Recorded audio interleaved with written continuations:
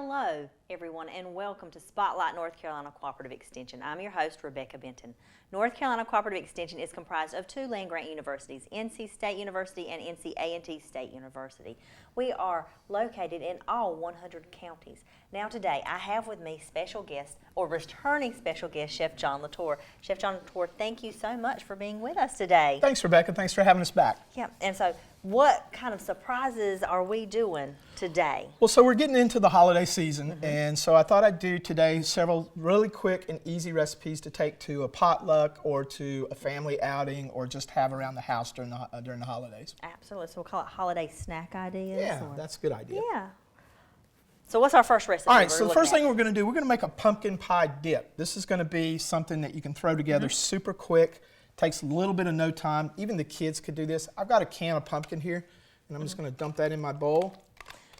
And you can make this either vegan style or vegetarian style, or you can use cream cheese. I'm going to use coconut cream today.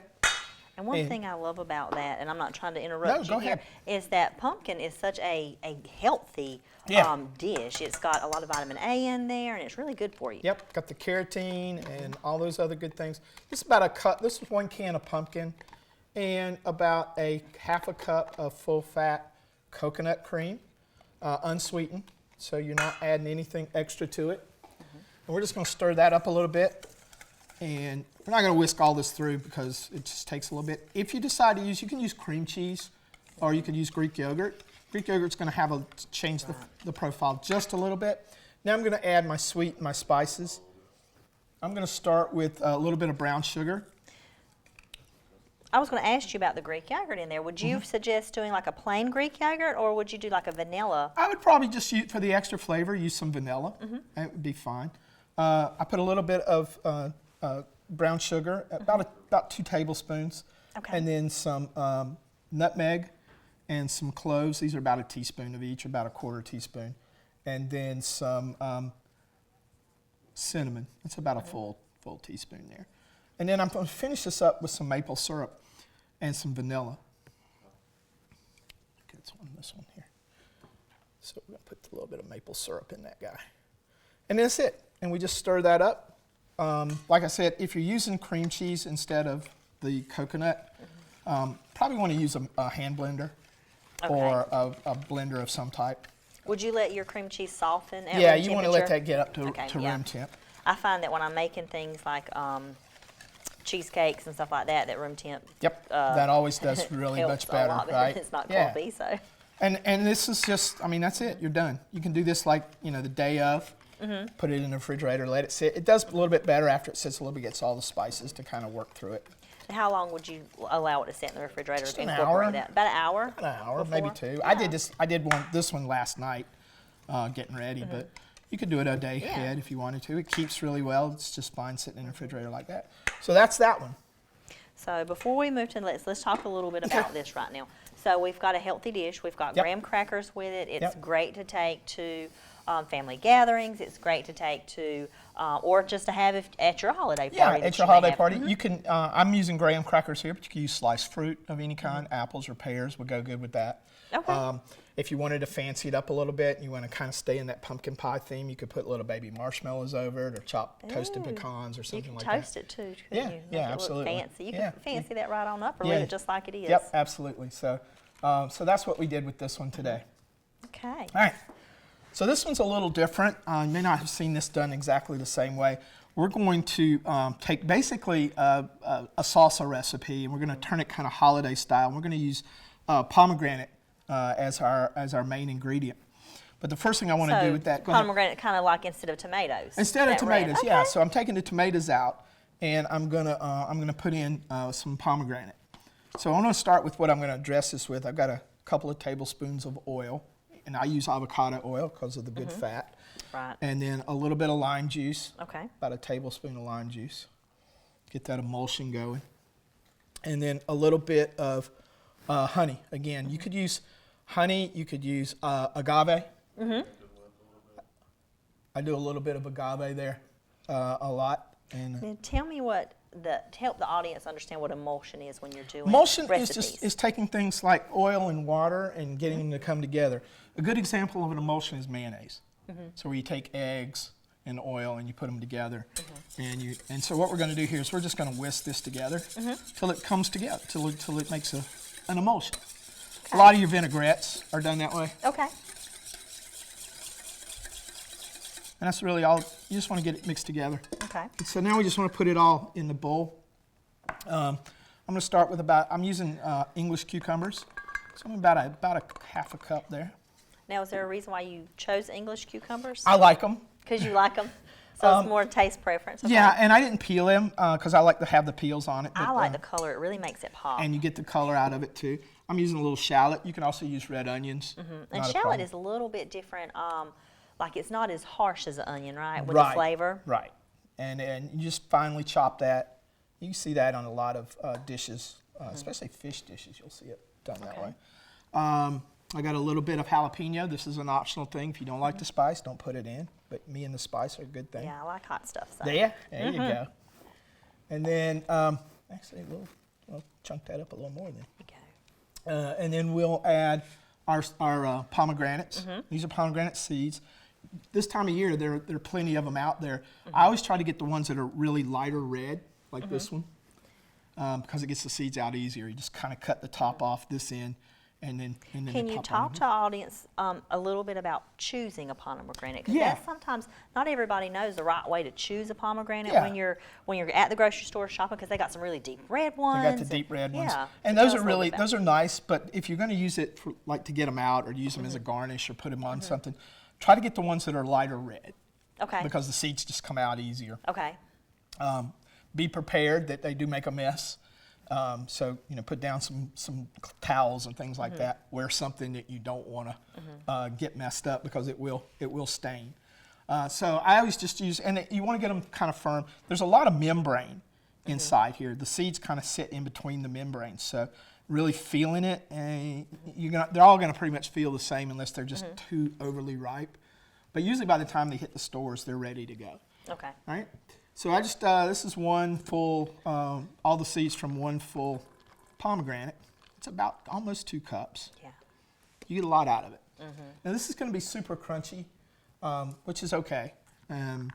If you don't like that sort of thing, probably would not use as much of the pomegranate. There are little seeds inside the pomegranate. These are called arils. So you want to just kind of know that they're there. All right, so now we're going to dress this and add our cilantro. So we made our honey lime dressing, and we're going to stir that up. And it's real pretty. We'll put it in a clear bowl here in just a second. I can't wait for you to show the audience in the bowl. Yep. I mean, it looks it looks like Christmas in a bowl right there, honestly. Christmas in a bowl. All right, we'll just put this in here real easy. And you can, again, this is something you can make the day before. I would probably make this a little bit earlier because the lime juice will kind of soften up the cucumber and the pomegranate. Now, would you do it like the day before, or like half a day? Or? Like if you got a party that night and you're on your way to work, you can make it that morning. Okay. And then we're going to finish it with a little bit of cilantro, chopped cilantro. Boom. Nice. And there we go. And I'm serving this today with pita chips.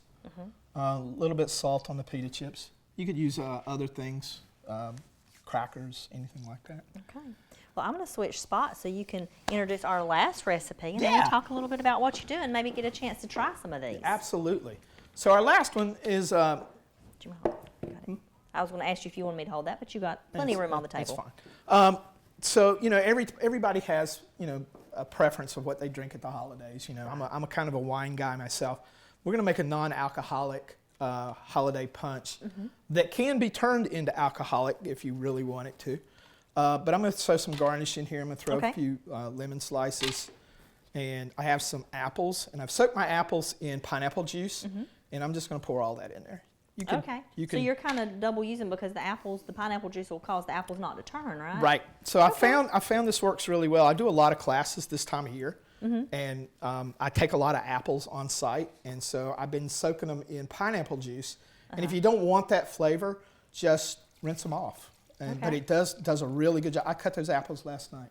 Oh, wow. Could you tell that? No, I could not. They look like they were just freshly cooked, Yep. cut. Now, what is that one that you just poured in? This is 4 cups of apple cider. Apple cider, okay. Just plain apple cider, nothing amazing about it. Get the store brand instead of, like when you go in the grocery store at this time of year, that's the first thing you see in the produce section is all these bottles of apple cider. Go over to the juice section and down on the last level, last Save shelf. yourself some money and get Save the yourself a store brand. lot of money. And this is 2 cups of orange juice. Okay. Now, to stay in line with what we do as far as health, we use the orange juice with the low sugar. Okay. So they make that so it's about 50% less sugar there. And that's already really super pretty. And now we're going to spice this up a little bit, as always. So I've got some cinnamon we're going to dump in here. We'll stir this all up really good. And then we've got some nutmeg. Okay. We're going to be real festive with all this. And then we've I got love it. It's beautiful. some allspice and some ginger, ground ginger, and a little bit of, this is some maple syrup. Yeah, I was going to say, it looks syrupy. It's kind of thick, so It's a little maple syrup. got a good viscosity to it. And that's it. We'll garnish it off with, let me stir this up real quick, sorry. Now this you could make as you're going out the door. Okay. And we're going to finish it with a little bit of ginger ale. And if you wanted to make it more alcoholic, you could use Prosecco or sparkling wine. Or you could leave it just like that. Or you could leave it Has just less like sugar this. and healthier, you know? And I'm using the 0 sugar ginger ale with this too. Okay. See, I like sugar-free stuff, so Yeah. this will be right up my... So this is, My like I alley. said, this is probably, it's better healthy than using the full orange juice and full ginger ale and Right. that sort of thing. But it's still pretty good. True. This will dissolve as we go. We'll top it off with a little ginger ale.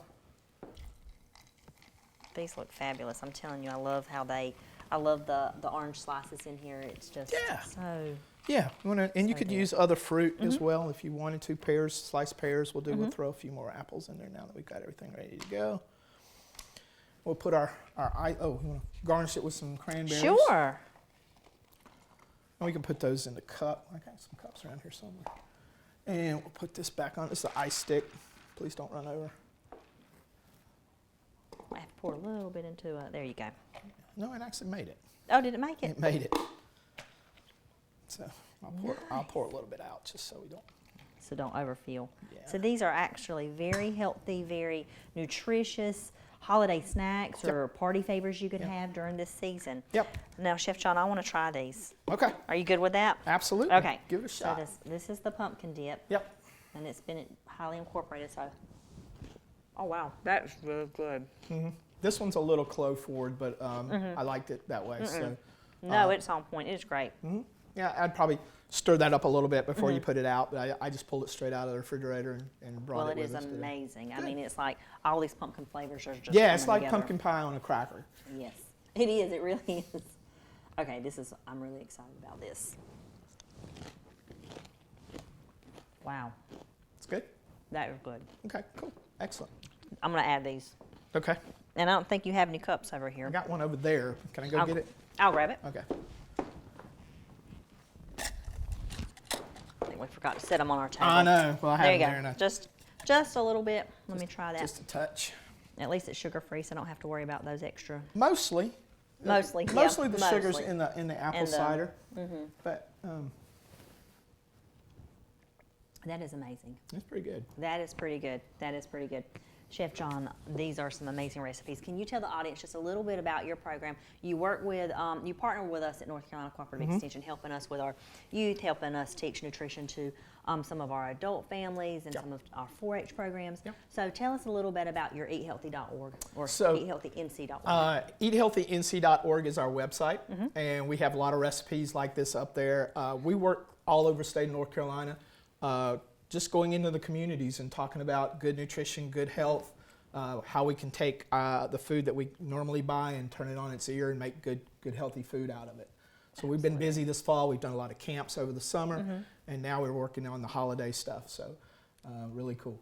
It is awesome. Thank you again so much for being with us today and sharing these wonderful recipes. I can't wait to take these recipes home. These recipes will be in the show as the audience sees them, so we'll Okay. have them up there for you guys. Y'all, thank you so much for joining us for this episode of Spotlight North Carolina Cooperative Extension, and we look forward to seeing you in the next one.